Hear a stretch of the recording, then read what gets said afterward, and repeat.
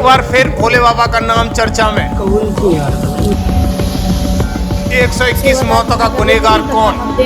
ऊपर से पैर रख के आगे निकल। और इस घटना की जिम्मेदार जो हैं उनको भी उचित सजा दें।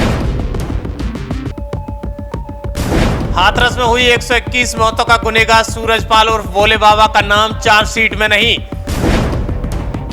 चार्जशीट में नाम न होने पर बसपा सुप्रीमो मायावती ने यूपी सरकार को लिया आड़े हाथों। 32 पन्नों की रिपोर्ट, 11 आरोपी नामित, लेकिन बाबा का नाम चार्जशीट से गायब। बाबा के चरणों की धूल कैसे बनी लोगों की जान की दुश्मन, बाबा के सीक्रेट प्लान का हो गया खुलासा। ये बड़ी खबर उत्तर प्रदेश से है और हाथरस जिले में हुई 121 मौतों का मामला एक बार फिर से गर्मा गया है। दरअसल उत्तर प्रदेश पुलिस और सरकार पर सवाल खड़े होना शुरू हो गया है। यूपी पुलिस ने केवल 11 लोगों को गुनहगार माना है और चार्जशीट दाखिल की है। दरअसल हम आपको बताते चले कि भोले बाबा के सत्संग पर आई रिपोर्ट का एक एक सब हिलाने वाला है। दरअसल बाबा के चरणों की धूल और कैसे बनी लोगों की जान की दुश्मन, और ये बड़ा सवाल ये है कि अब तक बाबा कहां छुपा बैठा है और सारे सीक्रेट लोकेशन का राज खुल गया है। यूपी पुलिस ने हाथरस केस की चार्जशीट में जैसे ही दाखिल की वैसे ही सोशल मीडिया पर हंगामा खड़ा हो गया।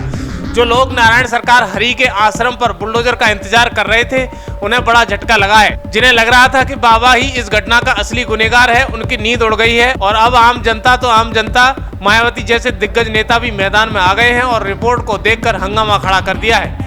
उत्तर प्रदेश के हाथरस के फुलराई गांव में 2 जुलाई को हुए सत्संग के दौरान मची भगदड़ के मामले में पुलिस की कार्रवाई पर गंभीर सवाल उठाए हैं। इस भगदड़ में 121 लोगों की दुखद मौत हुई थी, जिसमें अधिकांश महिलाएं और बच्चे शामिल थे। दरअसल पुलिस ने इसमें 3200 पन्नों की एक रिपोर्ट दाखिल की है, जिसमें 11 आरोपियों को नामित किया है। इसको लेकर बसपा अध्यक्ष मायावती ने यूपी सरकार को आड़े हाथों लिया है। मायावती ने आरोप लगाया है कि 11 आरोपियों में स्वयंभू बाबा सूरजपाल उर्फ भोले बाबा का नाम शामिल न होना राज्य सरकार के संरक्षण का संकेत देता है। उनके अनुसार जन विरोधी राजनीति है और इंगित करता है कि सरकार कुछ प्रभावशाली व्यक्तियों के प्रति पक्षपाती रवैया रखती है। ये स्थिति जनता में चिंता पैदा करती है और आगे ऐसी घटनाओं को रोकना कठिन बन सकता है। दरअसल मायावती ने सोशल मीडिया एक्स पर अपने मुद्दे को उठाते हुए कहा है कि ऐसी घटनाओं के पीछे राज्य सरकार की चुप्पी, अनुचित और इस रवैये के कारण प्रशासनिक कार्यों में निष्पक्षता सवालों के घेरे में आ जाती है। बता दें कि इस मामले में दर्ज प्राथमिकता में मुख्य आयोजक देव प्रकाश मधुकर को मुख्य आरोपी बनाया गया है। हालांकि अन्य आयोजकों और सेवादारों के नाम और पतों का पता नहीं लगाया जा सका है। पुलिस ने मधुकर सहित 11 लोगों को गिरफ्तार किया है, जबकि सूरजपाल उर्फ भोले बाबा के वकील के अनुसार इनमें से एक आरोपी को जमानत मिल चुकी है। बता दें कि 2 जुलाई को उत्तर प्रदेश के हाथरस में सूरजपाल और भोले बाबा का सत्संग हुआ था। इस सत्संग में भगदड़ मच गई थी, जिसमें 121 लोगों की मौत हुई थी। इसी हादसे में पुलिस ने चार्जशीट कोर्ट में दाखिल कर दी है। इस चार्जशीट में नारायण सरकार हरि उर्फ भोले बाबा उर्फ सूरजपाल का नाम शामिल नहीं किया गया है, जबकि हादसा उन्हीं के सत्संग में हुआ था। लेकिन सवाल ये पैदा होता है कि यूपी पुलिस की कार्रवाई तो घटना के बाद से ही तेजी से चल रही थी, फिर सूरजपाल उर्फ नारायण सरकार हरि पुलिस के शिकंजे से कैसे बच गया? क्या सुप्रीम कोर्ट के एडवोकेट AP सिंह के दिमाग ने सूरजपाल को सलाखों के पीछे जाने से बचा लिया है या फिर कोई सियासी डील हुई है? सोची समझी साजिश के तहत उत्तर प्रदेश सरकार को बदनाम करने के लिए, मानव मंगल मिलन सद्भावना समागम को बदनाम करने के लिए नारायण सरकार हरि और सनातन धर्म को जो बदनाम करने की साजिश की गई थी, ये सवाल भी पैदा हो रहा है। हालांकि चार्जशीट में दाखिल हो जाने के बाद तमाम सारे एंगल से जांच, हालांकि अभी कई तरह की जांच और जारी है।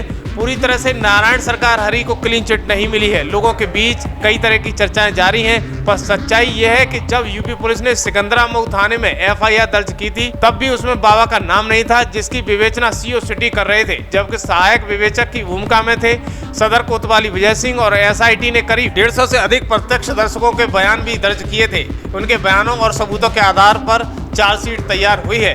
दरअसल चार्जशीट में सूरजपाल का नाम भले ही नहीं हो, पुलिस ने न डाला हो, लेकिन सूरजपाल के सेवादारों के नाम उसमें जरूर शामिल किए गए हैं। इसमें सेवादार देव प्रकाश मधुकर और मेघ सिंह, मुकेश कुमार और मंजू देवी, मंजू यादव, राम लड़ाते और उपेंद्र सिंह, संजू कुमार और राम प्रकाश साके, दुर्गेश कुमार और दलवीर सिंह का नाम चार्जशीट में है, जिसमें मंजू देवी को हाई कोर्ट ने जमानत दे दी है।